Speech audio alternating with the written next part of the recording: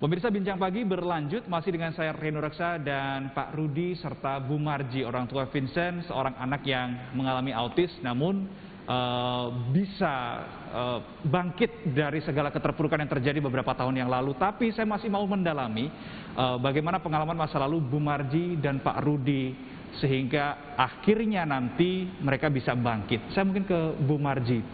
Anda tadi mengatakan marah dengan Tuhan, kecewa dengan Tuhan, depresi juga, Bu Marji? Itu sudah pasti.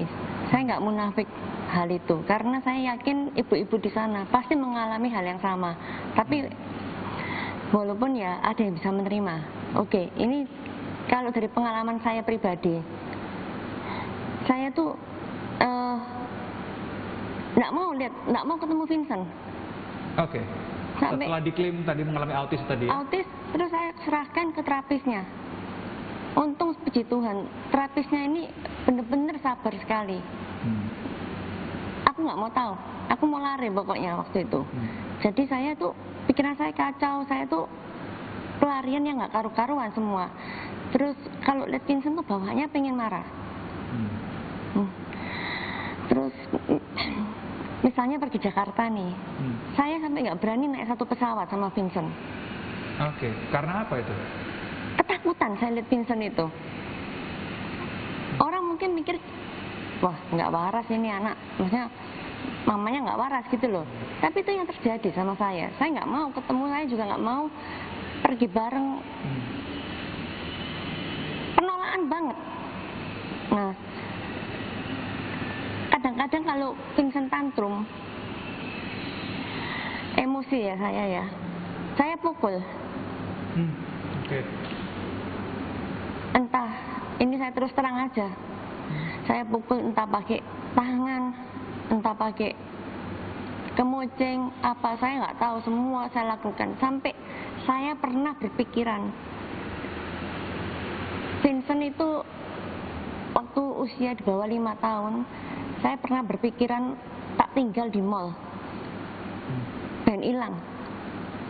Pikiran udah kacau, Pak. Okay.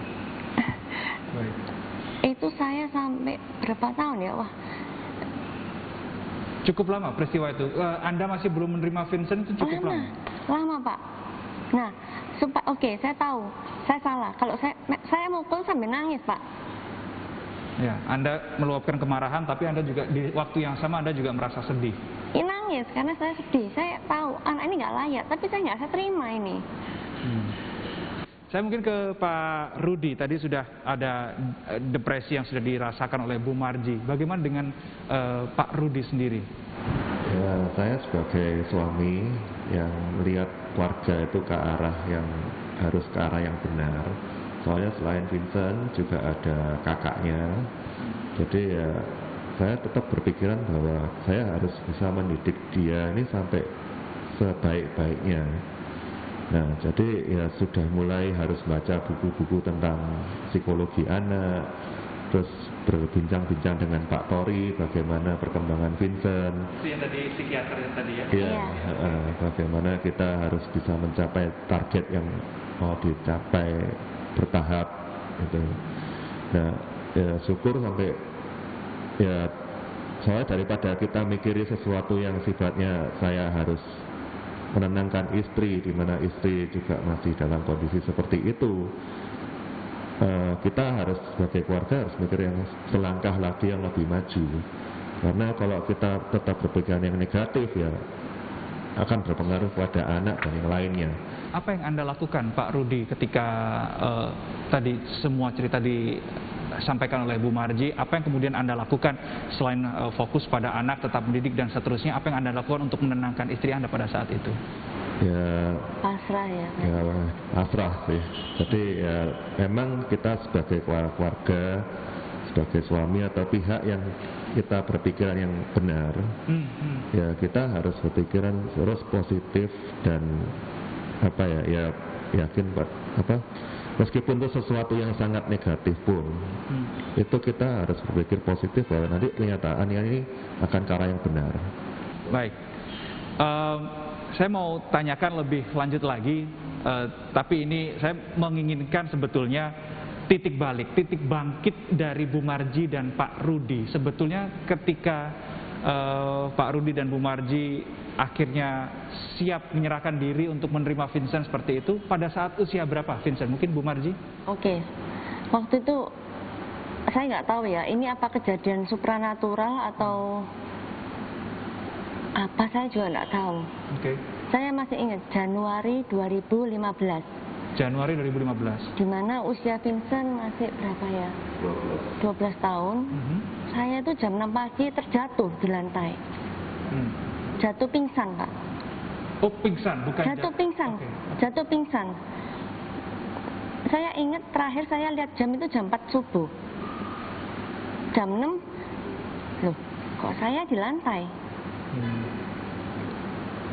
Pertama yang saya lakukan, tiba-tiba kayak orang bingung gitu ya.